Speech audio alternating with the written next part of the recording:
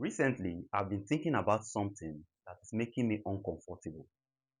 Maybe it's because I'm making this series and business is slow, or maybe I'm beginning to pay attention to something I ignored earlier before. Whenever I see older tailors struggling, I always think about my own future. I know this may sound personal, but that's the truth. Sometimes I'll see someone who has spent most of their years sewing, someone who has more experience than me, someone who has spent decades in this sewing industry. And yet, life is still difficult. This person is still struggling. Not because this person is lazy or he or she does not know how to sew. So I keep asking myself, what happened? How can someone spend over 30 years of their life in this sewing industry and yet still struggling financially? The reason why I'm asking this question is because I don't want to make that same mistake, spending years of my life in this industry and still end up struggling. So that's what I want to use this video to talk about today. Not as an expert, not as someone who have figured it out, but as a tailor who is also going through this journey. One thing that scares me most is not retirement itself. It's getting to the point of retirement unprepared.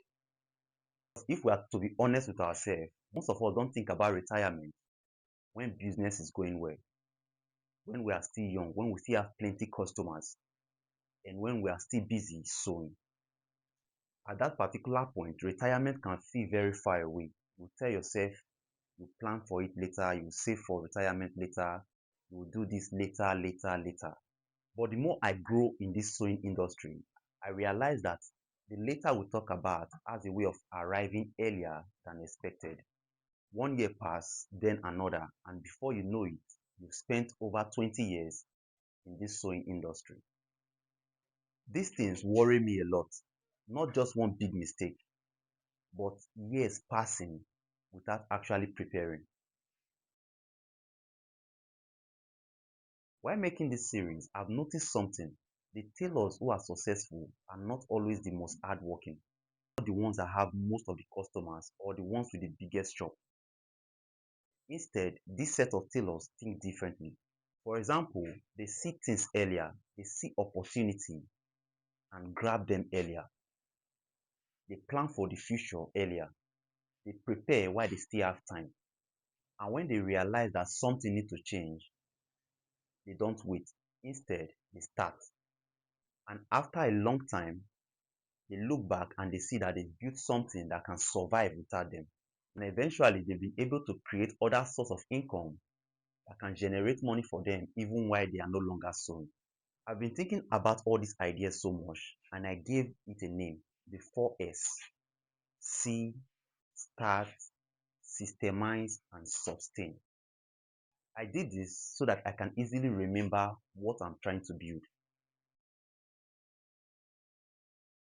One thing this series has forced me to admit is that hard work alone is not enough.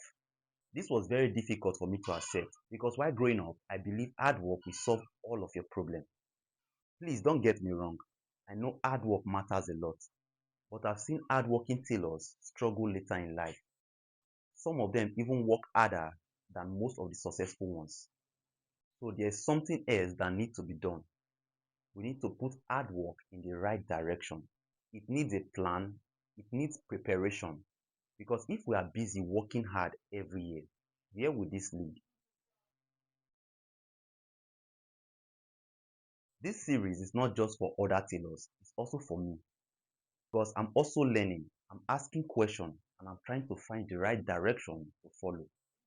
I don't want to wait until I'm forced to think about retirement. I don't want to wait until I have no other options. And I also don't want to spend years saying I will do this later. So that's the reason why I'm making this series, even though most tailors will rather avoid these questions. One thing I've learned from this series so far is that most retirement problems don't begin at retirement. They usually start much earlier, many years even before retirement arrives. In those years when we assume we still had plenty of time. And that's the more reason why this conversation is very important now.